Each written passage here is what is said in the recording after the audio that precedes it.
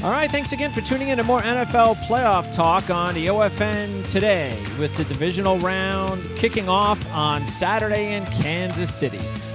Ted Sevransky of Covers.com and I are going to preview all the big games, 4 of them, with updated odds, injury reports, picks, and more as the OFN Today for this Thursday, the 10th of January, 2019, starts now.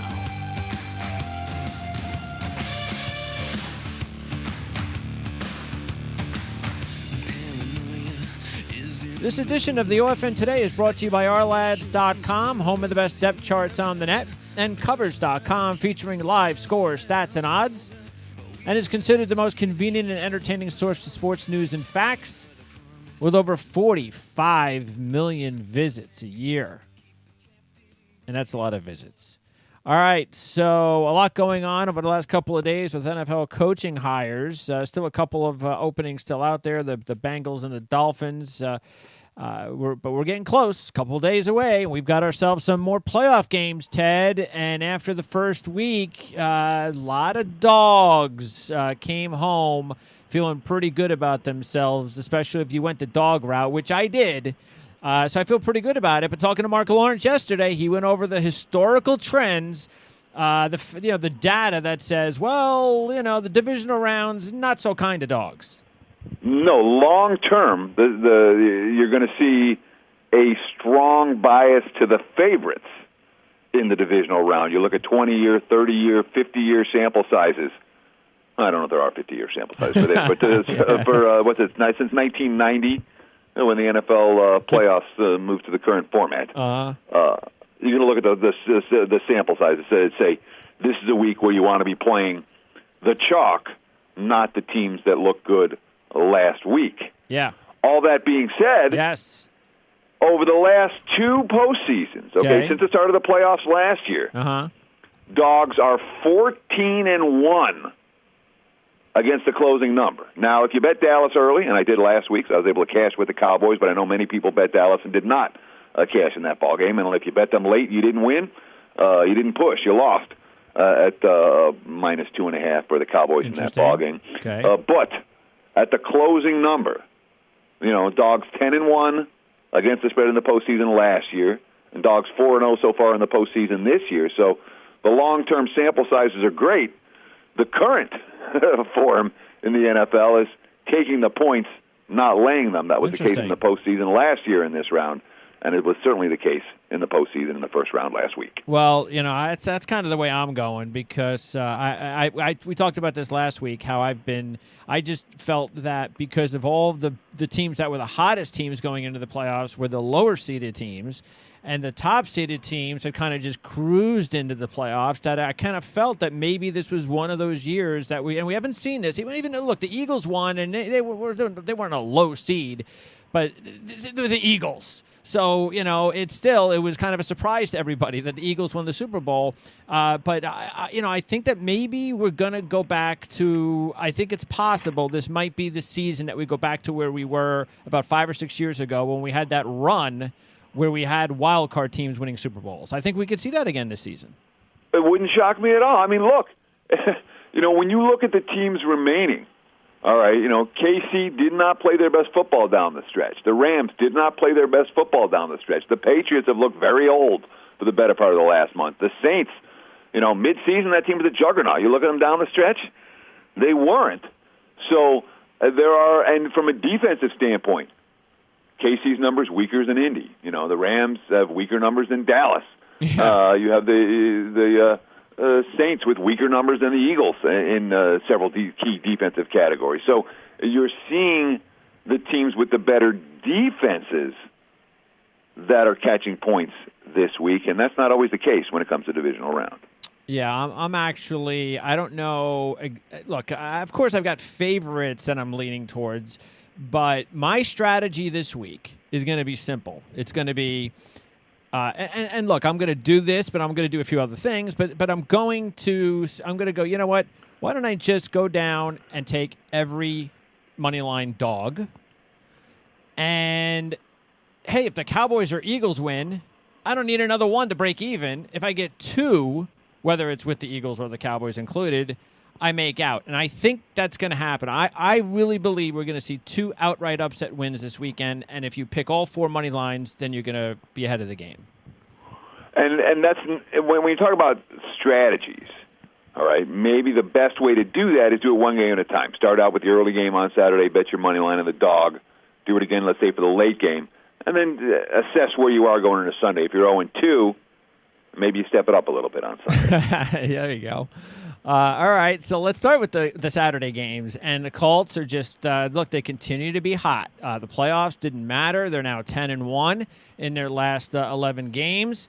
And they're taking on a Chiefs team that, even though they finally covered a spread for the first time in 7 games, it was Week 17. And Week 17 is kind of one of those weeks where you don't know about, with the Raiders after this Week 16 win, did they really care? Last game possibly in Oakland, and did they really? So I don't. Bottom line is KC was 0-5-1 ATS last 6 going into Week 16. That just shows you again where the Chiefs have been, and that's why this is one of those games where yes, I think the Colts clearly can win this football game, but man, I can get like 5 or 6 points. I can lose the game and cover the way the Chiefs haven't been necessarily. Like, do I think the Chiefs are going to beat the Colts by 2 scores the way the Colts are going? No, I think if the Colts don't lose this point spread, I think they're going to lose the point spread by a point or 2. But you know what? I think the Colts can win. I think it's a very even game. Andrew Luck is a tested playoff guy at quarterback, and you've got a quarterback that has never played a playoff game. So and a head coach and a team that can't win home playoff games or win games when they're supposed to. So I think this is the perfect game to go with the dog. Yeah, and I think there's a really strong case to be made for Indy in this ballgame if you're willing to step in front of Patrick Mahomes and the Chiefs. And Colts 10-1 straight up their last 11 ballgames. The only loss came in a game where the defense allowed 6 points. This is a dominant defensive ball club, and the markets have taken a long time to recognize how good Indy's defense has been. That's why Eberflus is getting interviews. Yeah, as the Colts DC. This defense was supposed to be as bad as any in the NFL this year, and they haven't. They've been good. They've been consistently good. From a statistical standpoint, no team in the NFL has got a better yardage differential over the last 2 months than the Indianapolis Colts. We've seen a season where Andrew Luck went through a 5-game stretch where he didn't get sacked once. Yeah. If you watched the game at Houston last week, it was Colts' dominance up front. Oh, yeah. That set the tone for the entire ball game. Yep. And when Marlon Mack has room to run, Andrew Luck's got time to throw. It's just that simple. And, KC for the season has allowed 5 yards a carry. Yeah, I ain't changing. They do not have good defensive numbers. No. All that being said, Indy at Tennessee, and then, for the must-win game in Week 17, and then last week, another must-win game on the road. Sure. And then this week, another must-win game on the road. And, 5 road games in 7 weeks now. Yep. For Indy. Frank Reich is a magician. All right. He's and in my mind, it's not even close. Frank Reich is the obvious NFL Coach of the Year. Anyone who else, and someone else is going to win the award. Yeah. I don't know if it's going to be Peyton or McVay or Reed or whoever, but Frank Reich was the NFL Coach of the Year this year, and there's no debate, which blows my mind. He's not even going to be in the top 3. That team was 1-5, and he's pulled every right string. He's called every right play, just like he did for the Eagles last year.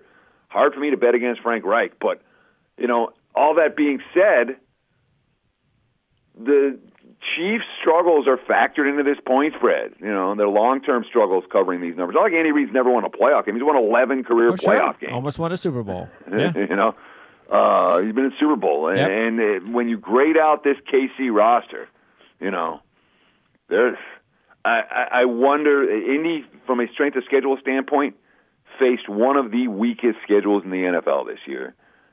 And it feels like a step up in class that I'm not convinced they're going to pass. Now, we saw all the first-time starters at QB go down last week. Every one of them. Patrick Mahomes, first-time starter at QB. And there was 3 last week. Yeah. Went 0-3. Sure.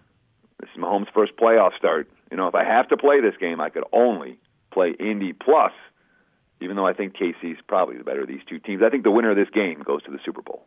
And, and I agree with you. And the thing is with the history of the Chiefs, and I know I know we've talked a lot about the differences, to say, between the way Mark Lawrence does his handicapping and the way you do. Mark uses a lot of historical stuff.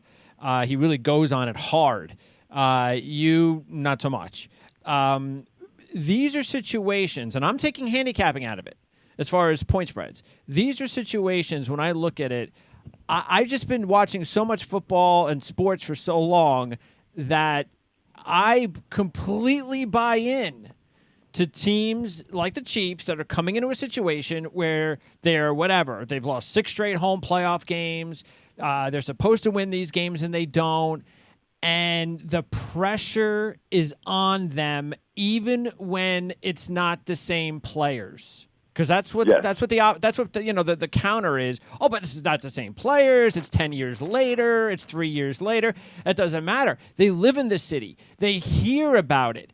It weighs on them, whether they psychologically or not. It seeps into their psyche at some point during these games, and they all of a sudden start feeling the pressure. We saw it last year. There's no reason they should have lost that game last year, and they did. Now, I'm not saying that. I mean, sooner or later they're going to break the streak.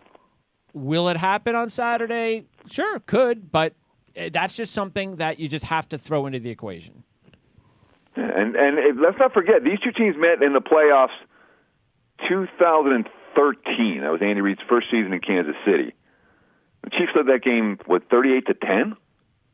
And they lost it 45-44. They were laying on the one road. in Indy. Yes, yeah. I remember that game, yes. Yeah. We're seeing a lot of over money in this ballgame. The early money, there's been some fair bit of sharp money on the over in this ballgame. And I wouldn't be surprised at all. What is it? If it ends up being a shootout. We're looking at 57 right 57. now. 57. And the weather? No weather issues in any of the 4 ball games. So probably not in terms of rain, wind, or precipitation. It's going to be cold everywhere, but not one of these frigid days either. You know? I'm going to go under. I'm not a total guy, but 30-27 or more. No, not the way the Colts defense is playing. I'm going to say pressure on the Chiefs. I'm going to go a little under there. By the way, how about this strategy with the coaching situations going on? You mentioned Eberflus. Eberflus, if I'm the Dolphins, forget the Bengals because they're not smart enough to think about something like this. But if I'm the Dolphins, maybe you hire a guy like Eberflus, and the reason you do it is, first of all, okay, he's done a great job on defense. That's great. But get him in that meeting and say, hey, you're going to bring in somebody knowing Frank Reich, who knows Doug Peterson. You're going to bring in someone. I'm going to deal for Nick Foles. How about that? It makes sense, but both, since he's got a quarterback, Miami's got a quarterback. Oh, Miami. Well, if you think Ryan Tannehill's a quarterback. Don't you? No, I don't think it. I don't even know. Is this contract finally at the point where they can cut him and not have to deal with any dead money? I think this may be. Yeah, I think this is it. Last season. Yeah. So you tell me. I mean, Nick Foles is definitely, unless of course the Eagles keep winning. And then at that point, we'll get into that in a little bit. All right, so let's talk about the game on Saturday night, Dallas and the Rams, and this is a 7-point spread. And now you've got the road team winning 8 out of 9. They're red hot. Rams, okay, like the Chiefs, they did win late in the year, or they've won the last 2, but they beat the Niners in Arizona, so big deal. They did it without Todd Gurley, so they didn't even need Todd Gurley for those games. But now all the pressure, just like the Chiefs, all of the pressure's on the Rams because they go to the playoffs last year. They're a huge story, and they lay an egg. They did not play a good football game. Ugly loss to Atlanta. And so what do? They go out and they just keep signing guys left and right, not long-term, but they're signing guys because they want to win now. And so all of the pressure now is you better win this football game is on the LA Rams. And the Cowboys come into the situation, confidence probably better than it's been in 10 or 15 years with this organization, the way that they've played, winning a game against Seattle last week. This is a tricky one. I'm going with the Cowboys again, like I said, because I'm going with all the dogs, and I do think the Cowboys can win this football game. this is one of the situations, just like we said with the Chiefs. If the Rams can kind of go out there, win that playoff game, and get back to doing what they were doing a little earlier in the season, then, yeah, they're going to be very dangerous, and they might wind up going to the Super Bowl. But, again, that's a big if. This is a big pressure spot for them. No question. And Goff didn't play well in the playoff game last year against Atlanta. He looked a little bit overmatched. And Goff didn't play well against the better defenses that he faced this season. Hard for me to get that Bears game out of my mind. Hard for me to get the Eagles game after it out of my mind, where Goff, did not make the throws that we were used to seeing him making earlier in the season. And, of course, make no mistake about it, this stadium's going to be half full with Cowboy fans. That's right. On Saturday night. So this is not your normal home field advantage, even though the Cowboys have to travel 1,500 miles to get there, whatever it is, from Dallas to L.A. I think it's 1,500 miles, something like that. A long way. And when you look at the matchups in this ballgame, the Rams' rush defense was not a dominant rush defense this season. In fact, well below average. Dallas, Zeke Elliott's running the football for 100 yards. They're winning games and covering spread. They're certainly not losing by more than a touchdown. So from a matchup standpoint, you say, if Dallas can run, they can win. And you certainly look at the defense that the Cowboys bring to the table, and we saw it again last week. Obviously, some of it was some inane play calling from Brian Schottenheimer. But, it's a Cowboys defense that's been solid all year long and has carried the team for extended stretches this season. A defense that was good enough to shut down New Orleans, when the Saints were clicking on all cylinders. We know what the Cowboys defense is capable of doing. If they can run the ball and play defense, they can win this game. Dallas correlates with under. The Rams don't. And, I worry a lot if the Cowboys fall behind here. Yeah. Banged up receiving core. It looks like Beasley's going to be able to go, but obviously Hearns is out for the year, and it wasn't a deep receiving core to begin with. And if Beasley's not at 100%, he's dealing with a balky ankle. I worry about Dak Prescott's ability to pass the Cowboys back into the ballgame if they fall behind early. Won't happen. And, of course, if you're taking Dallas, you're taking Jason Garrett against Sean McVay, which, sure. I'm not going to say Garrett outcoached Carroll last week because Schottenheimer was an idiot. And the right game plan, Seattle probably wins that contest. But this is not a situation where Dallas is going to have the brain trust edge. I'll just leave it at that. Well, look, it's not like I'm super on Dallas. It's just that, and I said that's the reason why I said the whole confidence thing, because let's keep in mind, if Dak Prescott does not rush for 16 yards on 3rd and 14, and Seattle gets the ball back down 6 with a chance to march down the field and score a touchdown with Russell Wilson, what do we think is going to happen? Yeah, I'll put it this way. Prior to that 3rd and 16, I had applied to play on Dallas, and I was like, I should hedge right here. There you go. So, yeah, so it's not that I'm overly, all right, the Cowboys. It's just that you get a team that's just feeling good that, hey, we can pull games out. And that's what happens when you won 8 out of 9. You feel like you could pull games out against a team that has all the pressure on them and has never won this type of game before. There's a lot of key guys, coach, quarterback, and such. So anyway, that's why this is still a tricky spot. And I agree, can't get behind. If the Cowboys win the game, it's under. What's the number, by the way? Total is 49 and a half. 49, okay. Yeah, I think. Let's call it 49 and a half. That's the prevailing number. Okay. Yeah, I'd probably say if the Rams win over, Cowboys win under. That's kind of the way I'd go. But again, I don't do totals. Yeah, I think the in my mind, clearly the Cowboys correlate with under. Yes, correct. The Rams can win. The Rams can win a game where Dallas doesn't score, and the Rams can win a game where they put up 40. But Dallas isn't going to win a game. Where the two teams are both in the 30s. It's not. This isn't the Cowboys Giants. And by the way, the correlation of Goff second half to first half should also not be understated with the loss of Cooper Kupp. Okay, yeah, that's big. All right, let's get into the Sunday games. The first game, the Chargers and the Patriots. This is the lowest line of the week. Patriots favored by 4. And Phillip Rivers, this might be his last chance to beat Tom Brady on the field in a playoff game. Wasn't that Rivers won last week? That was the defense. That was the inexperience, the turnovers for Baltimore. But look, we talked about this last week. If the Chargers could just find a way to get past Baltimore, then that's going to be their toughest opponent matchup-wise. And it still was. Chargers offense didn't do anything. They couldn't. It was basically Baltimore's offense just imploding right in front of them and setting them up with field position and mistakes. So that's not going to happen this week, but the Chargers should be able to move the ball better against the Patriots that they weren't able to do last week against Baltimore. So I don't look at that game in that respect. And here's another hot team on the road, 7-0, straight up ATS, last 7 road games. Against the Patriot team, like you said, is this it? Are we going to see? Is this the beginning, or was the Super Bowl loss last year the beginning? And this is just more of the aging process of the Patriots going down, and that could happen. I mean, the Chargers, I think, are every bit as good as the Patriots. The big difference, of course, is always the big difference. Belichick and Brady and the playoffs. Other than that, I think the Chargers are a better team. So that's why, again, I'm okay with going with the dog here. Yeah, I mean, there really is. There's one case to be made for New England. Well, there's 2 cases, but the case is history. You know, when you look at Belichick and Brady at home in the playoffs, you know, what do you got? 12-3 against the spread the last 15. You know, this is their round.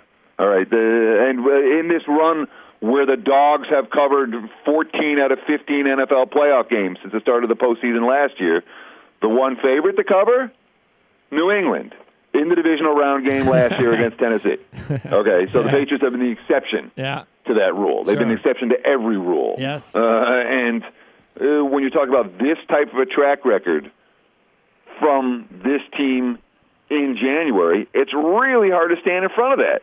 Sure. It is, especially when you know that, forget the Belichick versus Lynn. All right. Phillip Rivers continues to chuck balls up into coverage. It's what he's done his whole career. Last week, the Ravens dropped a couple that would have been difference makers. But even that game that the Chargers absolutely dominated. They dominated that game. They were thoroughly in control. And lo and behold, there you are. In the fourth quarter, they're the Chargers barely hanging on, trying to get a late pick to save the win as Lamar Jackson catches fire and marches Baltimore down the field. Yeah. For a game they dominated, there they are sweating at the end. Yep. And, yeah, I agree. You grade out the personnel here. I don't think they're equal. You grade the personnel, the Chargers have the better team. Yeah, right. Period. Sure. Period. Yeah. But not a coach, and not a quarterback, and from a spot standpoint, again, in the last 7 weeks, they've played at Pittsburgh, at KC, at Denver, at Baltimore, at New England. This is a West Coast team making 5 trips east in a 7-week span. That's not easy to do from a body clock and or overall fatigue perspective. I'm not playing the game. I don't trust. Sure. I can't lay 4 in a game where the other team obviously has better personnel, and I don't want to take 4 betting against Belichick and Brady in these type of spots when you know this is what the Chargers do. The Chargers screw things up. They'll throw a stupid pick. The kicker's been great. Do you trust a kicker in Foxborough? No. I mean, how many times the Chargers blown a game on special teams or some fluky miscue? Yeah. And at +4, you know, you don't have a lot of leeway there. They better win the game or come pretty darn close if you're going to cash your ticket with L.A. So I don't trust the Patriots. I don't trust the Chargers. It's a pass for me. All right, and Hunter Henry will be back. We'll see exactly whether or not they can work him into the offense. The more bodies they can, better than Antonio Gates, obviously. So we'll see if they can work. And Melvin Gordon's got to be healthy. They can't win a football game if Melvin Gordon isn't getting at least around 20 touches. They need him huge in this game. And by the way, as crazy as it sounds, even though this is the lowest point spread, this is actually the one game where I'm a little bit more nervous about, hey, you know what, maybe I should just take the 4 than the money line. Not just because the money line is a small value than the others, but just because, again, like we've talked about, I could see the Patriots winning this game and the Chargers screwing it up and still covering somehow because it's a game that they maybe led late but found a way to lose late, and therefore every little point matters. So that's kind of why I'm a little bit scared of or I should say, I would actually feel, because it is a low-value money line, that maybe just taking the 4 would be better in this spot. I mean, you can get almost, if you shop around, you can get 2-1. Really? I'm okay. Sorry. Yeah, you get plus 180. Okay. Yeah. I was looking at the wrong guy. I was looking at Indy. You can get 2-1. Okay. New England, if you shop around here in Vegas, you can get plus 180, and a couple offshore books have that number as well. So you get decent value on the Chargers. They're going to win the game. This price higher than your average 4-point spread, just because of the Patriots' mystique. There's a lot of, maybe the Chargers hang, but, this is the type of game that they lose by a point or two as opposed to getting blown out. All right, and then in the preseason, by the way, keep in mind the Chargers were my Super Bowl pick. The Saints were your Super Bowl pick.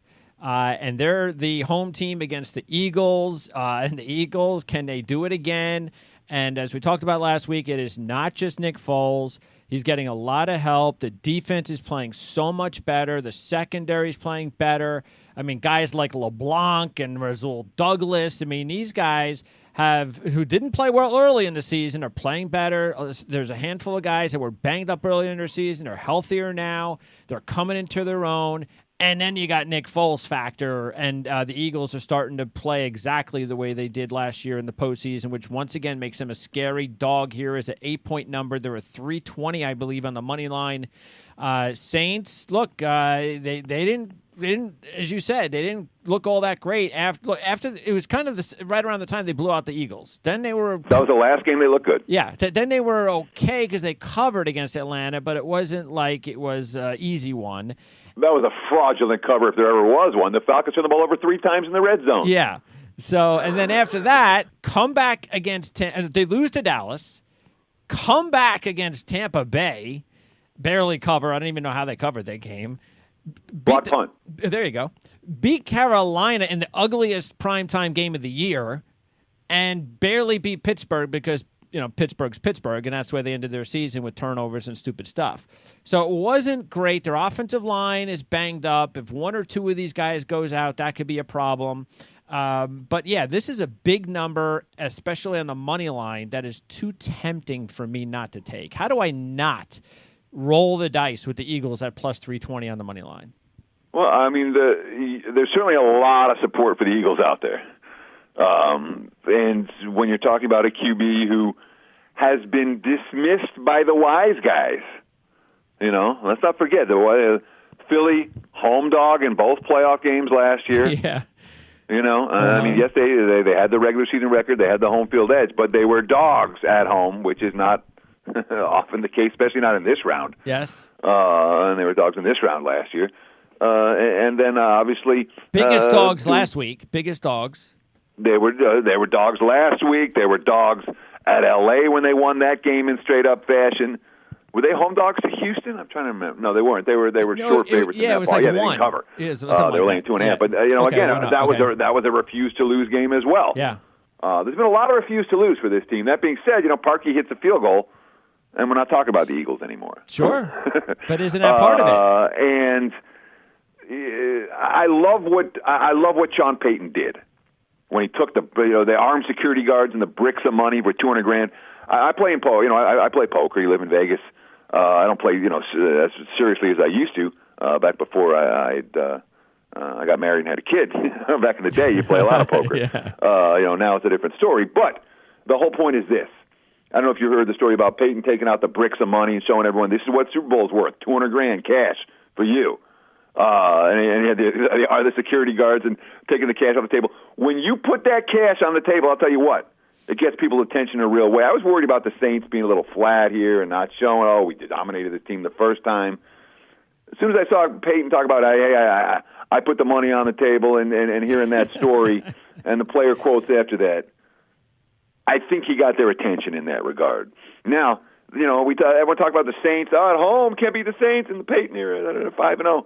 Not against the spread, they're not 5-0. Opening round game last year, they're laying a touchdown to Carolina. Didn't cover that number. You have to see. Last time they covered as home chalk in the postseason, 2011. Wow. So okay. Yeah, I was still Peyton and Breeze. I don't know how many other guys from that team are still around now. I'll take the under on whatever number you give me. Yeah, right. And if you're saying this is the Saints do this, no, they did this 9 years or 8 years ago. They did it in 2009 when they went to a Super Bowl. But if you're making a case for the Saints, it cannot be because of the track record of Breeze and Peyton on this field. It's been a long time since they've covered in this role. All right. So, is there a point in these playoffs where if Nick Foles is still playing games that you even have to decide that maybe Nick Foles is my quarterback instead of Wentz moving forward? It's a fascinating question, and the answer is I don't know, and I really don't know what I would do. If Foles continues to win games, I think you have to go with Nick Foles. I do. I remember the Lions back in the day with the Andre Ware and Eric Kramer, and they kept on trying to bench Kramer and get the other guy in there, and Kramer was the only guy that could win football games for them.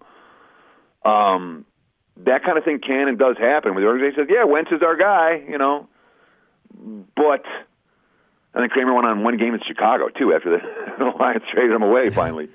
I would think that because Wentz is on a rookie deal and Foles isn't, it creates big salary cap implications if you're going to go with a veteran guy who's about to sign a fat free agent contract. So I don't think, even in a best-case scenario, that Philly can come back with Foles next year, even if they win the Super Bowl with him a month from now. Even if they could afford it? Can they afford it? I don't think they can afford it. How can they afford it? Well, I don't know. I haven't looked at their cap situation. I mean, Foles is going to be what? A $20 million type of quarterback If he were to win a second Super Bowl, yeah, I would definitely have to put him up there, sure. And the other thing, too, is that, boy, you really can't trade for Nick Foles unless you are really sure you are running the identical system that Nick Foles is running in Philadelphia. You just can't. You can't, because you don't know how he's going to react to a completely different. I could already tell you how he's going to react to a different system. He's not going to be anywhere near the same quarterback. True. I mean, it's not like we haven't seen Nick Foles before elsewhere. Yeah. You know what I mean? And I'm not, and again, Nick Foles, they got the win last week. Foles was the quarterback of the team last week. Did they get the win because of Foles? Did Foles make the plays for them to win the game? No, the defense made the plays for them to win the game. He had obviously the big drive at the end, and that was it. He did not have a great game. Absolutely, he had bad turnovers. It wasn't a good game until his last drive. That was it. The game saving drive, and so yeah. But it was at least it was against the best defense in football. So we do have to throw that in there. I think this is also not just about Foles. To me, it's also about Wentz. So, because he's an injury-prone guy. This has been going on now too long for this guy. And are you going to then trade Foles away and Wentz just keeps getting hurt, and then all of a sudden you don't have a viable backup? And then you're not putting your team in the best chance to win games. So it's a very, very tricky situation. And I mean, the answer will probably have to do with money more than any other factor. That makes Philly sense. does. That makes sense. Yeah. And what would you want? You definitely want, or you're going to get a first-round pick for Wentz. So where do you want that first-round pick, though? Definitely have to be top 10, right? If I'm Philly, again, this is me. Yeah. Unless Foles, if I win a second Super Bowl with Foles, it's different. Anything other than that, if they don't reach the Super Bowl with Foles, bye-bye, Foles. Wentz is our QB. I'm okay with that. I can see what you're saying there. Yeah. But if you trade Wentz, I'm not taking anything less than top 5 or top 10. And you're going to give me some middle to late round, first round pick for Carson Wentz when you take a look at the quarterbacks that are going to be picked early in this draft? What are you, crazy?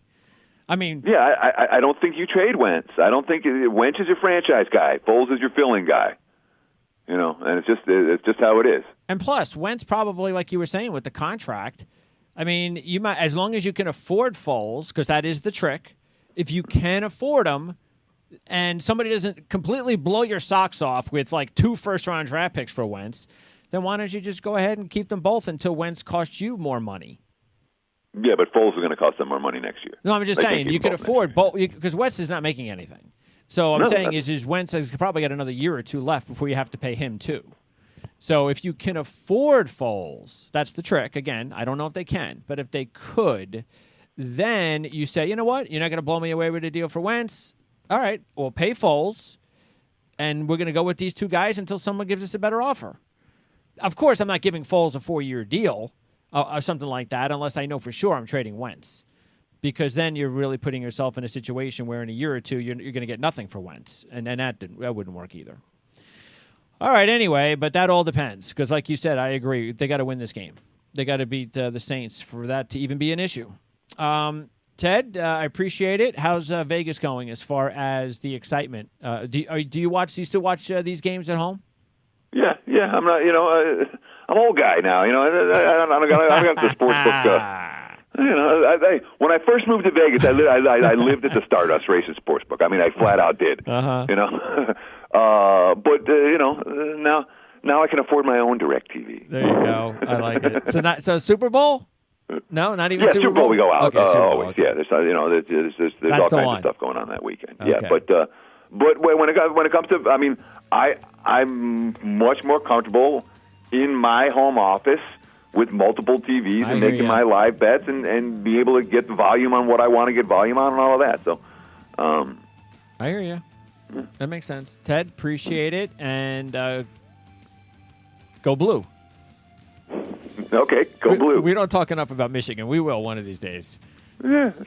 My I have no love. I'm a Michigan graduate. I have no love for the Wolverines athletic programs. Okay, well, I'll have to dive into that topic then a little bit more, maybe next week. They took the banner. The last team that I loved before I became a Blackheart and this full-time sports, but the last team that I loved was the Fab Five. Okay. And if you want to talk about those, I mean, what happened to those guys was a travesty. Yeah. Oh, you mean what happened to them is the reason that you're the way you are? Oh, yeah, absolutely. Got it. Those, I mean, heart and soul. Got it. Those guys were worth billions to that university. You're right. And their response was a big F you and let's take your banners down, and I wasn't appreciative. Well, that's why last week we heard what you had to say, your feelings about the NCAA. So now it's all making so many sense. Things. I mean, if we ever had an hour to do an NCAA podcast, you can't even imagine. There's so much. They are disgusting. All right. Disgusting. We'll work on that. It will be entertaining and informative at the same time. Ted, appreciate it. Enjoy the football. Cheers. All right. That's Ted Sevransky, a.k.a. Teddy Covers here on the OFN Today on the Our Lads Football Radio Network. We'll be back again tomorrow with Dave Koken. And then that'll be it. We'll wrap it up for the week to get you ready, of course, for the playoffs beginning on Saturday. You can follow Teddy on Twitter at Teddy_covers.